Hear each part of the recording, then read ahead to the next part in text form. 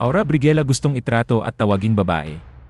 Plano magpa-sex change. Gusto kong mag-trans, yung gusto kong itrato akong babae, yung gusto ko tingin sa akin babae, ganon. Pero bago ang lahat, kung ikaw ay bago sa aking channel, huwag kalimutan na mag-subscribe at i-click ang notification bell for more trending news.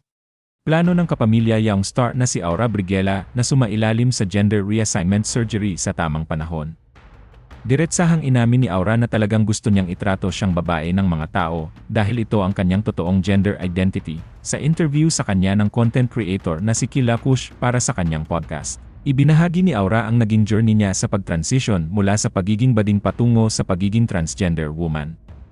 Ayon sa kanya, sa edad niyang 3 taong gulang, alam niya na raw na siya ay isang guy. Naalala ni Aura kung paano, kahit noong bata pa, nahilig siya sa tradisyonal na mga bagay na pambabae, mula sa pagnanais na magsuot ng Hello Kitty swimsuit ng kanyang mga kapatid hanggang sa paglalaro ng mga manika ng Barbie. Anya pa, nakatulong daw sa kanya ang pagsuporta sa kanya ng kanyang ama, kung kaya't nalaman niya ring nais niya talagang maging transgender sa hinaharap.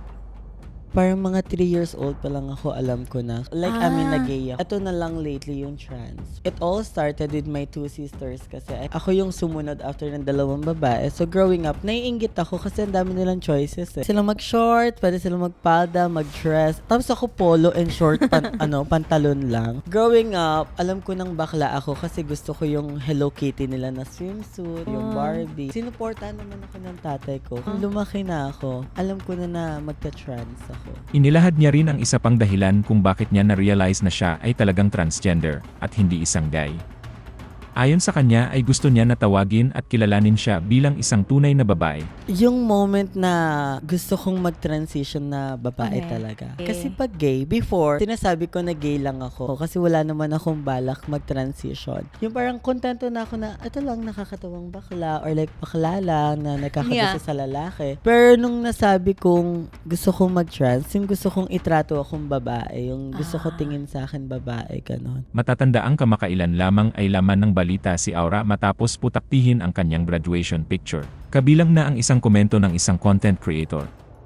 Anong her? Congrats bro! Ang Facebook page ni Aura, na pinamamahalaan ng kanyang team, ay rumesbak at sinabing sa pagiging mabait na nga lang babawi, di pa nagawa. Ang komedyante ay hindi tumigil doon. Talo ako doon, siya ang tunay na trans, may hiwa siya eh. Kung may kulang sa muso, bumawi sa puso. Nana all mooning. Gumanti naman si Sir Jack ng magkatulad na pananalita. Her style pero bro yan. Bronny James, ina Lodi. Masakit tanggapin ang katotohanan na hindi ka Hercules ka. Pag ang bakla masama ugali, badin yan.